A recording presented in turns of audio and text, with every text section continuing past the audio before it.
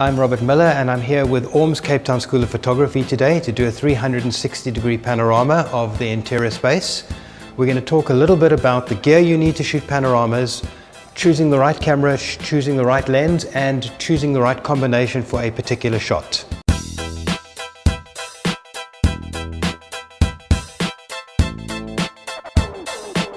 If you're going to shoot panoramas, you need a panoramic head. I've been shooting since 1996. I've tried with panoramic heads. I've been in situations where I didn't have a panoramic head. Trust me, you need a panoramic head. You get two main types of pano heads. You get a single row head, which just moves around the center axis. And you get a multi-row head, which also allows you to do rows around the center axis. Now, depending on your lens choice, you're not always going to have enough field of view. So sometimes you're going to need to shoot multi-columns and multi-rows, as is the case today. So why a manual panoramic head? Why not a robotic head? It's quite simple. Standing on lion's head, beautiful day, halfway through the panorama, and a paraglider appears in a segment that you've already been to. You can't do anything. You're now slave to the head because it's moving the way it wants. If you're on a manual head and you're shooting here, something happens there, all you do is that, and you go straight back. So yes, it's a little bit more work. For the really, really big panoramas like I'm shooting tomorrow, I'll actually take an assistant with a clipboard who will tick off the segments so you don't miss one.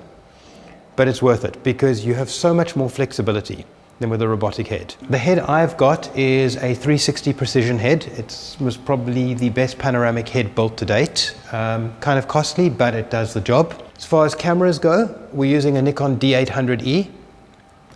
It's probably the best panoramic camera on the market today because of its lack of AA filter. It produces incredibly sharp images compared to a standard off-the-shelf camera. It's got a 35mm Nikon lens on. It produces 45,000 pixel wide panoramas, which you can print up to 7 meters.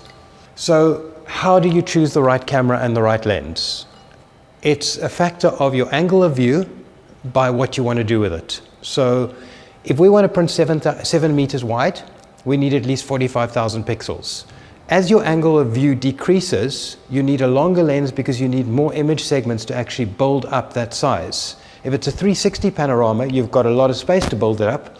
But if you only have a 30-degree or 40-degree panorama, you need as much data in each image segment to get to 45,000 pixels. And that's going to be determined by your sensor size and how many frames across and down you're actually shooting. So what we'll end up with today is 45,000 by 22,500 pixels.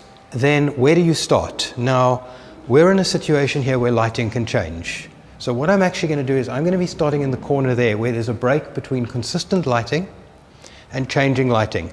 It just makes it easier to actually blend the seam, whereas if I started halfway through the window, I can tell you now there's going to be a big change by the time I actually get back there. So full 360 degree, there's the seam, and it will blend perfectly. So let's start shooting. First row is at 60 degrees. Lens is on hyperfocal distance, manual focus. Camera is on manual focus, and we're on manual exposure. So you can hear the camera going through 7 frames. So the next one is going to be at 30. We're going to be shooting 13 segments around by 5 rows by 7 images per segment. And that's a lot of frames.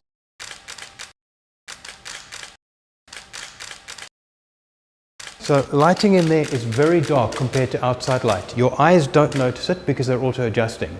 But there's probably a good 5 stops between the outside and the inside.